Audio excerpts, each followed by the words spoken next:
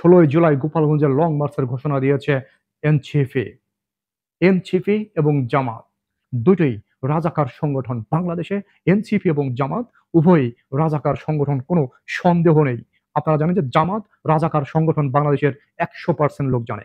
100% লোক জানে যে জামাত হচ্ছে বাংলাদেশের একমাত্র রাজাকার সংগঠন, এবং সেই জামাতের আন্ডা বাচ্চা এনসিপি তারা নিজেরাই মঞ্চে দাঁড়িয়ে বলছে যে তুমি কে আমি কে, রাজাকার রাজাকার।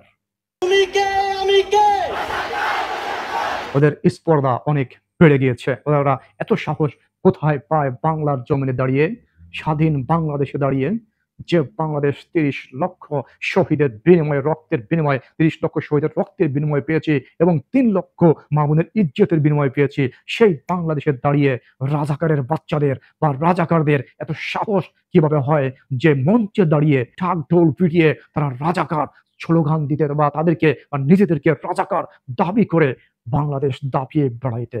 গোপালগঞ্জ লং মার্চ দিয়েছে 16ই জুলাই।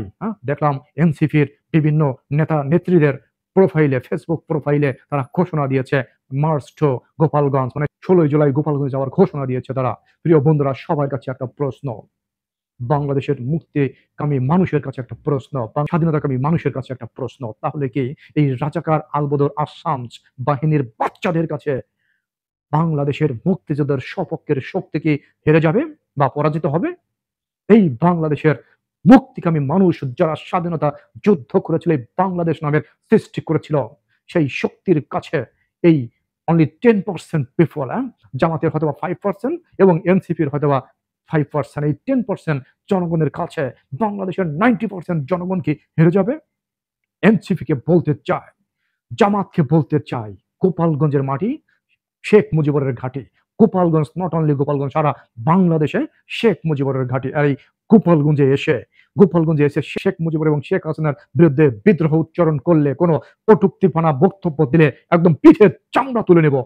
বাংলার জনগণ, গোপালগঞ্জের জনগণ তোদের পিঠের চামড়া তুলে নেবে। এটা গোপালগঞ্জ, এটা অন্য অন্য জেলা না, এটা গোপালগঞ্জ, এটা মনে রাখতে হবে। গোপালগঞ্জের মানুষের একদম পিঠ কিন্তু দেওয়ালে ঠেকে গেছে। পিঠ কিন্তু দেওয়ালে ঠেকে গেলেই তখন কিন্তু বাঁচার জন্য হয়তোবা শেষ চেষ্টা করতে হবে। রাজাকার বাহিনী যতবার তাদেরকে রাজাকার বলে ঘোষণা দেবে, আমরা মুক্তিকামী জনগণ, আমরা বাঙালি ততবার মুক্তিযোদ্ধা হয়ে তাদেরকে প্রতিহত করব।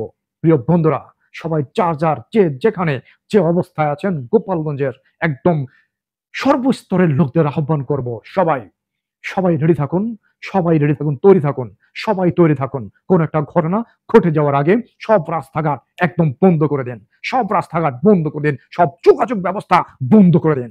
এই রাজাকারের সন্তানদের, এই রাজাকারদের গোপালগঞ্জে অবাঞ্ছিত ঘোষণা করা হলো। বাংলা জয় বঙ্গবন্ধু।